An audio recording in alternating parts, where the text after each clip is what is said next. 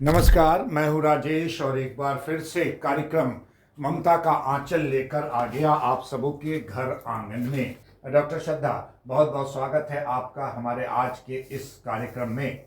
नमस्कार राजेश जी। जी। आज मैं नमस्कार उन सारे श्रोताओं को भी करूंगी हाँ। जो निसंतानता से जूझ रहे हैं। जी। नॉट जस्ट वो श्रोता जो निसंतानता से जूझ रहे हैं, बल्कि उनके माता पिता जो चाहते हैं कि उनके बच्चों के घर में किलकारी गूंजे। जी। और वो सभी समाज सेवक लोग जी। जो आसपास में खुशियां फैलाते हैं और ये प्रोग्राम सुनते हैं और आसपास के लोग को बताते हैं कि निसंतानता एक बीमारी है। हाँ। और इसका इलाज है और आईवीएफ एक बहुत सटीक तरीका है जिससे इलाज हो सकता है। आपने बहुत अच्छी बात आज कही। रियली हम आपकी तारीफ किए बिना लोगों के सामने नहीं रुक रहे हैं, क्योंकि आपने उस तबके को छू दिया जो सामाजिक कार्यकर्ता है। मानव शरीर भगवान की बनाई सबसे अद्भुत कृति है, मानती हैं आप इसको? बिल्कुल।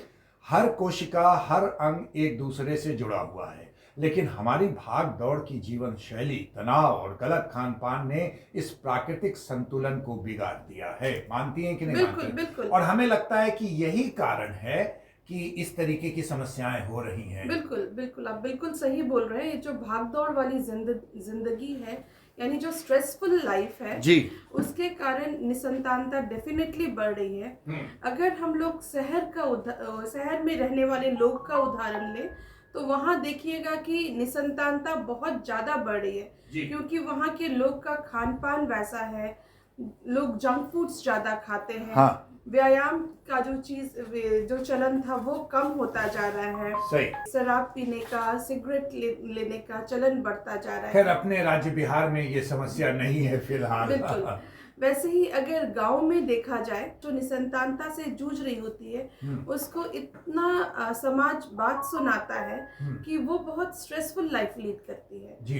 पुरुष भी इतना बीड़ी, सिगरेट, तंबाकू, गुटखा लेते हैं जिससे कि पुरुष का शुक्राणु का गुणवत्ता घट जा रहा है। जी। मैं ये सब इसलिए बोल रही हूँ कि जो स्ट्रेस है वो शरीर में ऑक्सीडेंट्स प्रोड्यूस करता है। हाँ। ऑक्सीडेंट्स बनाता है जो औरत का अंडाशय और पुरुष के शुक्राणु का जो क्वालिटी, गुणवत्ता होता है उसको घटाता है। जी।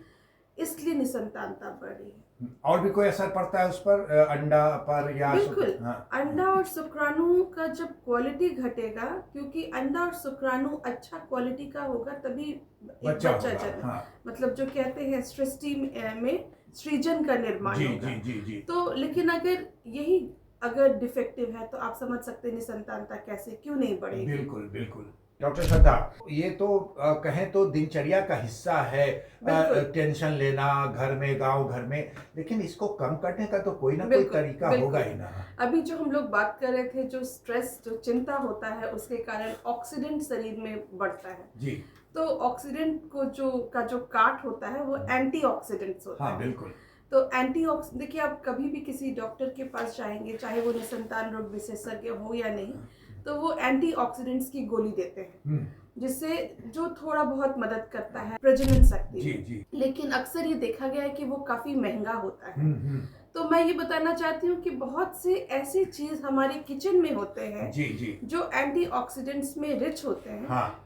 अगर कोई इंसान, चाहे पुरुष हो या औरत, इन चीजों का रेगुलर सेवन करें तो उनके शरीर में एंटीऑक्सीडेंट्स पर्याप्त रहेगा। हाँ। जैसे कि हम लोग जो एंटीऑक्सीडेंट्स देते हैं उसमें नंबर 1 होता है CoQ10। अच्छा। CoQ10 जो होता है वो देखा गया है कि बादाम, मूंगफली और तिल में पर्याप्त होता है। तो हर घर में होता है। बिल्कुल। हाँ। वैसे ही हर मरीज को फोलिक एसिड दिया जाता है। फोलिक एसिड देखा गया है कि पालक, दाल, खट्टे फलों में पाया गया है।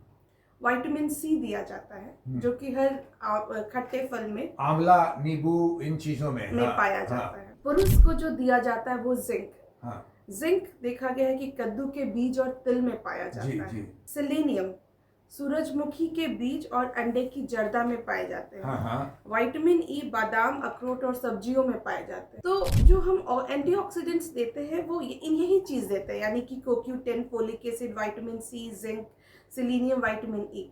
तो अगर आप रेगुलर इन सभी चीजों का सेवन करेंगे तो आपको उन एंटीऑक्सीडेंट्स का कम जरूरत पड़ेगा। लेकिन साथ में ये भी मैं बताना चाहती हूँ कि स्ट्रेस में योगा का उतना ही इम्पोर्टेंस है। रोज दिन जो सुबह उठ के टहलते हैं, व्यायाम करते हैं, उसका भी उतना ही इम्पोर्टेंस है। बीड़ी सिगरेट तंबाकू से दूर रहने का उतना ही इम्पोर्टेंस है। हम बार बार श्रद्धा आईवीएफ एंड मैटरनिटी और क्वालिटी कंट्रोल की बात करते हैं डॉक्टर श्रद्धा, जब आईवीएफ की बात होती है बहुत सेंसिटिव चीज है क्योंकि हम ये मानते हैं कि प्रकृति की सबसे खूबसूरत रचना है एक मनुष्य के द्वारा मनुष्य को जन्म देना, है ना। तो क्या क्या स्तर होना चाहिए जहां इनको जाना चाहिए? देखिए, एक तो सबसे बात जरूरी है, जो लोग सुन रहे हैं कि जिनको 2-3 साल से ज़्यादा हो गया है और बच्चे नहीं ठहर पा रहे हैं, तो ज़रूरी है कि वो लोग निसंतान रोग विशेषज्ञ से ही मिले। क्योंकि जब एक निसंतान रोग विशेषज्ञ किसी निसंतान दंपति का इलाज करता है तो उसमें बच्चा ठहरने का चांस बहुत ज़्यादा होता है। बिल्कुल, क्योंकि वो उसी चीज का पढ़ाई किया हुआ है। बिल्कुल। अगर आपके पास बहुत सारे ऑप्शंस हैं, ऑप्शंस आईयूआई भी है, आईवीएफ भी है, लेकिन जरूरी है कि जो निसंतान दंपति हैं जिनका इलाज है वो भी एक टीम वर्क है। तो हर दंपति जिनको बच्चा नहीं ठहर रहा है वो अपना भी ध्यान रखे, वो स्ट्रेस से दूर रहे, अपना खान पान ठीक रखे, रोज व्यायाम करें, और जब बच्चा नहीं ठहर रहा हो तो निसंतान रोग विशेषज्ञ से ही मिले। क्या पता कि आपको हो सकता है दवाई से ही बच्चा ठहर जाए, तो जाना पड़ेगा। बिल्कुल, हो सकता है आईयूआई जैसा छोटा प्रोसीजर से बच्चा ठहर जाए, लेकिन जिनका बहुत दिन हो चुका है तब तो आईवीएफ का जरूरत पड़ेगा। लेकिन आपको विज्ञान पे विश्वास करना होगा और आईवीएफ को अपनाना होगा। और आईवीएफ आजकल इतना मतलब सक्सेस रेट इतना अच्छा हो गया है कि अधिकतर लोग को 10 में से 7 करीब करीब, बिल्कुल। तो अधिकतर लोग को आईवीएफ से बच्चा ठहर रहा है। अब ये बातें हो गई, हम जानना चाहते हैं, लोगों को बताना चाहते हैं कि एक अच्छे आईवीएफ सेंटर पर, तो जैसे अच्छा आईवीएफ सेंटर मान लीजिए श्रद्धा आईवीएफ एंड मैटरनिटी, क्या क्या सुविधाएं वहाँ हैं, कैसे, क्या बताइए। देखिए, आईवीएफ सेंटर सबसे पहले तो मैं बताऊं जो होता है वो गवर्नमेंट ऑफ इंडिया का जो मापदंड होता है उसके हिसाब से बना हुआ होना चाहिए, यानी कि उसमें नॉन स्टेराइल एरिया और स्टेराइल एरिया के बीच में जो सेमी स्टेराइल एरिया वो जरूर होना चाहिए ताकि बाहर का इन्फेक्शन अंदर ना आए। वहाँ के लैब का एक एक मशीन जो होता है उसका क्वालिटी पैरामीटर्स रेगुलर चेक होना चाहिए। वहाँ HVAC यूनिट होना चाहिए, एयर एक्सचेंज सिस्टम होना चाहिए, वो रेगुलर मॉनिटर्ड होना चाहिए और हर बार उसका ऑडिट होते रहना चाहिए, ये जानने के लिए कि सारी प्रक्रिया जो है, जितने यंत्र हैं वो सही काम कर रहे हैं कि नहीं। क्योंकि अगर कुछ भी गड़बड़ होगा तो एक मरीज के लिए तो बहुत बड़ा लॉस होगा। डॉक्टर श्रद्धा, एक बात बताइए, सुविधाओं की बात करते हैं। हमारे यहाँ देखिए थोड़ी सी पैसे को लेकर बहुत ज़्यादा परेशानी होती है लोगों को, तो आपने तो पहला कंसल्टेशन फी मुफ्त कर दिया है, बिल्कुल, एक अल्ट्रासाउंड भी मुफ्त है, बिल्कुल, EMI की सुविधा हो ही गई है, पैसे की कोई चिंता नहीं करना है, और इंश्योर्ड भी है, बिल्कुल, और इंश्योरेंस भी हो जा रहा है कि अगर सक्सेसफुल नहीं हुआ तो मैक्सिमम पैसा आपका वापस हो जाता है। बिल्कुल। देखिए, मैं उन दंपति का दर्द बिल्कुल समझती हूँ कि आप इतने दिन से कोशिश कर रहे हैं और बच्चा नहीं हो पा रहा है, तो इसमें ये ज़रूरी है कि जब तक आप एक निसंतान रोग विशेषज्ञ के पास नहीं पहुँचते हैं तो आपका काम है कि आपके शरीर को एक अच्छा वातावरण देना, ताकि जिस तरह से एक माली जब पौधा लगाता है तो वो तभी पौधा पनपता है जब सही मिट्टी हो, सही पानी हो, सही धूप हो। उसी तरह आपको भी अपने शरीर का ध्यान रखना है, स्ट्रेस मुक्त जिंदगी जीना है, सही खान पान का सेवन करना है जी। दोस्तों याद रखिए, परमात्मा ने आपके अंदर जीवन देने की शक्ति रखी है। क्या बात है। आईवीएफ एक प्राकृतिक प्रक्रिया है जो सहायता करता है जी, उसे बदलता नहीं है। इसलिए आईवीएफ को अपनाएं, हर निसंतान दंपति, आपको अवश्य बच्चा होगा।